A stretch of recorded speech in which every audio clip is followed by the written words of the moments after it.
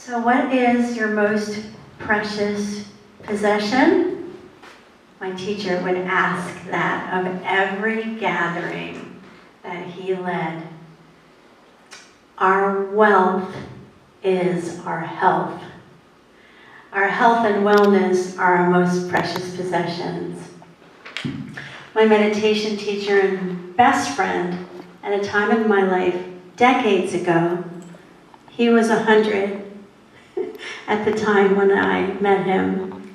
I was grieving the loss of my girlfriend Ruth to cancer, my elder golden eagle bear also to cancer, my friend brother Phyllis Francis to AIDS, and my dearest, youngest, sweetest friend Krishna, who taught A Course in Miracles for kids with me at the Unity Church of the Palm Beaches, all died suddenly within months of each other. And in my grief, I left everything. I left this perfect job where I was the youngest credentialed member of the psychiatric staff of a children's hospital. I loved that job, but I knew I had nothing to give. I knew in my grief I needed help. And so I left everything to follow around a 100-year-old Buddhist monk who was George Lucas's model for Yoda. His name is the Venerable Bhante Dharmawara. And he would often ask us as students to imagine life without health, life without wellness. We can do that now, right? We have images all over our news. It's our daily contemplation. And if Bhante were here, he would say, physician, to each one of you, physician, heal thyself. You are your own best healer. At every gathering, he would say this, you have come here because your health permitted you to come. Now let us discuss how to maintain it, how to keep fit always, and be free from diseases. When you lose your health, you lose everything. You may even lose your life. Please try to remember these words. 3 words. Everything is contained in them, he would say. You are what you think. You are what you eat and drink. Think, eat, drink. These 3 words. Bhante was a naturopath. As well as being a Cambodian Buddhist monk, he found he had a healing gift. And when asked to heal a young girl for the first time, he thought, well, I might as well try it. In his Yoda-like voice, well, I will see. And he laid his hands over the girl and he prayed, and he saw green. And the girl was healed. And so he always felt a very strong connection to the green light of healing. Every time someone was healed, he would see this emerald green rays of light fill his whole being. So in time, he became very famous. He was a refugee in India and helped one of Pandit Nehru's children to heal a catastrophic illness, and was given some property there at the time when Gandhi lived, and all of them were naturopaths. So regardless of what you read on the internet, I want to tell you what I think a naturopath is. Naturopathic medicine is evidence-based medicine. It's a scientific tradition that promotes wellness by identifying the unique aspects of each patient and then employing non-toxic natural therapies to restore physiological, psychological, and structural balance. Gandhi once said, if you're an adult of 40 years of age and you haven't figured out how to heal yourself, you're a fool. How foolish are we all feeling? It's not time for that. But like Myrtle Fillmore and all of these teachers believed, There are no incurable diseases. They all taught what Rumi wrote. You create the body like a bee creates a honeycomb. Our co-founders, the Fillmores, taught that through your intelligence, through your mind, through your thought, you create a whole and well body. You can heal yourself. Health is a natural state. All healing begins with each and every one of us making a commitment to doing those things every day that will make us well. It's not the Band-Aid or the ointment that heals you. That just protects the skin and maybe gives a little advantage. But the healing comes from you. Here's what Myrtle Fillmore said over 100 years ago about scientific spiritual healing. And I quote, I hope these doctors who have finally admitted that spiritual healing is scientific will be as ardent and insistent upon throwing out all the atrocious methods of harmful treatment which they have employed in the past, as they have been impressing them on the lazy and long-suffering public. So this is not the time to complain about medicine. It is certainly the time to bless all the medical professionals who are serving those who are sick. But it was amazing synchronicity that Kelly Turner, a Harvard-trained researcher who's analyzed more than 1,500 what are called radical remission cases, was able to air her video on radical remission right now, at this time, for the last 10 days. What Kelly found is that there are 10 common healing factors with all these thousands of people who were able to heal themselves from diseases that doctors told them would not be curable. These are all end-stage cancer patients, end-stage tuberculosis, people who were sent to hospice to die and who are still here today, sometimes decades after they were given a diagnosis of death in a few weeks. So what Kelly found was, I think the number one factor for me anyway, is what all these people had in common is empowering themselves. Especially when their doctors told them it was impossible to cure them, they had to have some kind of conviction, be really strong and courageous, and a really bad patient, to decide that they would prove them wrong. We can't outsource our health to doctors. It's up to us. Let me give you a couple examples of people who empowered themselves.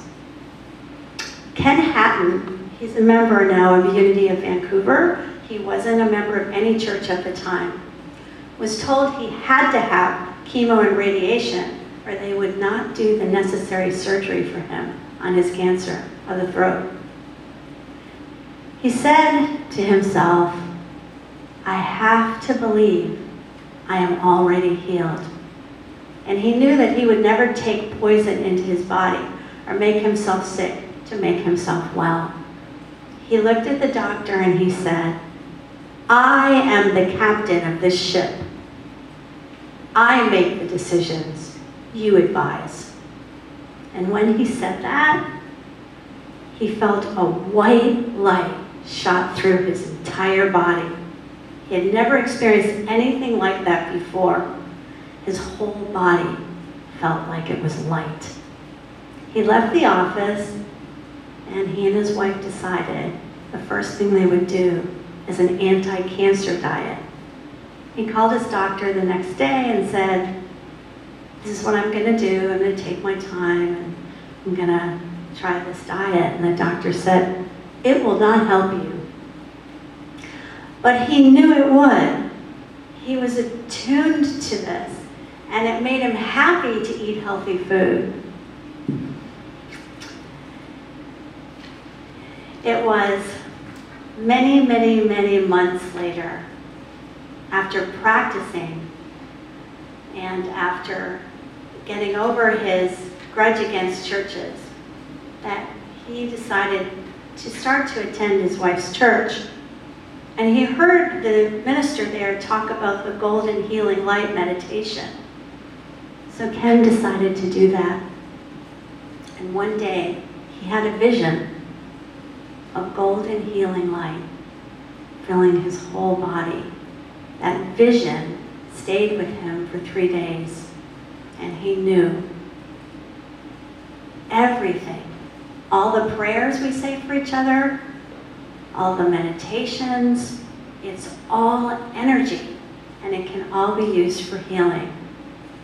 Soon thereafter, he told his minister, I don't see cancer anymore. I just don't see it in me. I don't see it anywhere in me right now. And he told his physician to do a biopsy. And in the hospital room, he asked the surgeon to say, positive energy, negative biopsy, no surgery needed. Positive energy, negative biopsy, no surgery needed. He asked everybody to come around before they did the biopsy, the nurses, the anesthesiologists, and say, positive energy, negative biopsy, no surgery needed. And he said he saw the aura of the physician. It was huge. Well, you know the end of the story, right? There was no cancer. And the doctors were so freaked out that they had the original biopsy tested, thinking that was a mistake. The original biopsy came back positive twice. And the biopsy, months later, after no chemo, no radiation, no surgery, no cancer. When you ask Ken, how did you do it? He says, I have this miracle body that can heal in many ways, and so do you. You have to think about it and see yourself as already healed. You have to figure out how to think about it, and the body will heal itself. Similarly, Myrtle Fillmore, who healed herself of tuberculosis, said this, life is simply a form of energy, and it has to be guided and directed in a person's body by his or her intelligence. Myrtle talked to the life in every part of her body and began to teach her body to be full of vitality and health. She told the life in every organ it was energetic, strong, and intelligent. She told her gut it was alive with sweet, pure, wholesome energy of God. She told her limbs they were active and strong. She told her eyes they were youthful, clear, and bright. She told her heart that the pure love of Jesus Christ flowed in and through every heartbeat, out into the world in joyous pulsation. So affirm this with me, all of you that are out there. And if you're not fans of Jesus, it can be Buddha or just love. But say this with me, my heart beats with the rhythm of God. The love of Christ Jesus flows in every beat of my heart, and the world feels this joyous pulsation. She also prayed every hour that Jesus Christ would be with her and help her to think and speak only kind, loving, true words. And she affirmed, my every thought of life builds strength, vigor, and power. Empowering yourself means taking ownership over your health and bringing in all the support from your ancestors on the other side of life, from the great Buddhas and masters, from Christ Jesus, and from everyone who has ever lived to be 100. The other day when I was filming the green light meditation that Bhante taught me in our garden, it was one of the first times I felt him. He was such a joyful person that I had to keep myself from giggling just thinking about him. So if there's someone you know or someone you have ever known that gives you that kind of security and love and joy, bring them to mind. And that is, in and of itself, healing. There are a couple of other things that are factors universally with people who have healed themselves of catastrophic illness. One is to learn to listen to your guidance and intuition, to tune into the signals of your own body, to feel what is right for you by trusting your own gut and heart and brain. This does not mean, in the midst of a coronavirus, that we do not do physical distancing because we know that we can heal ourselves. It means we use our brain, and we use science, and we use spiritual healing methods all together. One of the great temptations of Jesus in the wilderness, remember, was when Satan tempted him to throw his body down. And he said, "Get thee behind me, Satan." Because we don't test. We don't say it's all God and I don't have to do anything. We do what we're guided to do. We do what our unique biochemistries need. We do what our intuition tells us to do, and we protect ourselves and each other from harm. We lock our house to protect ourselves as well as the thieves, they say in the East. We tie our camel and pray for Allah. So all of these things deepen our spiritual connection and help us to find that peace that is the source of true healing. And we affirm, we aspire to radiant, joyful, whole, healthy, fulfilled lives for ourselves and every human being. And we support and we love each other right where we are, in sickness and in health. We accept and we honor the unique spiritual path of every person. And we affirm a conviction today to be the healthiest version of ourselves that we can be in every moment. And to see each other and our whole world happily, purposefully making changes for the better. Health in you inspires health all around you. Christ in you is your hope of glory. Be well, be safe, and like we have printed on the dollar bill, in God we trust. I leave you with one more quote from Myrtle Fillmore. The restrictions of yesterday have no power to overshadow our lives today. When we realize that, we live in the eternal now. God bless everyone. Amen.